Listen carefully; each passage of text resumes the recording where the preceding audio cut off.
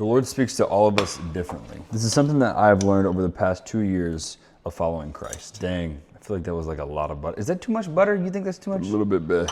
He's gonna put a little bit big in the jar. You see, I am unfortunately incredibly hard-headed.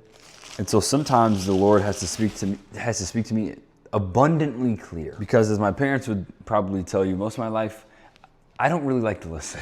And I'm working on it. And I've come to realize that the Lord always knows what's best, and I should just listen to him sooner, and it would save me a whole lot of pain and time for that matter. You know, I've heard God through scripture. That's kind of what led me to Christ in the book of Exodus and Matthew. But one of the most profound times that God has spoken to me was when I was waiting tables. I was waiting tables, and if you've ever served, you know that you tip out the host at the end of the night, right? So I'm putting money in their tip jar. I'm putting in a 10, and I'm gonna pull out a 5. The $5 bill that I pulled out was actually this one. And what's wrote on this side, and I'll insert a picture, it says, "Remember Lot's wife." Now, I didn't write this.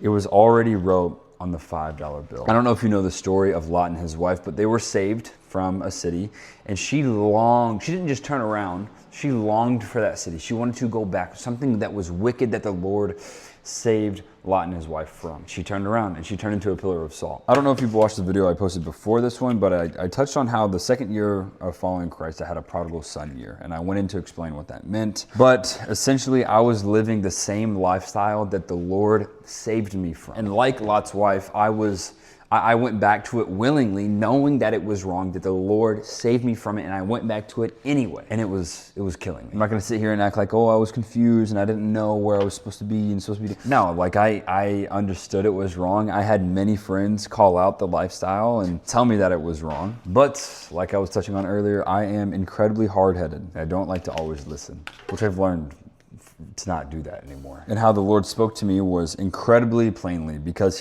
that's what he knew I needed. He knew I needed a slap in the face. He knew I needed to be talked to that way. But the Lord is very intentional. And if you aren't sure if you're hearing from the Lord, just ask for him to open your ears, because I promise you, he's always speaking. And recently, the Lord has actually spoke very clear to me, once again, through something similar. I was actually given this card on a mission trip that I took. But that's a story for another time. But look at that, look at that, look at that. Doesn't it look good? Dude, I'm telling you, if you've watched the last couple of videos, I eat this every morning.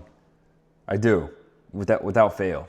Also, I appreciate all of the love and support on the last 2 videos. Someone asked the last video what sauce this is. This is balsamic, it's balsamic glaze. It's good. I get it from Aldi's, I like it. Have a good day.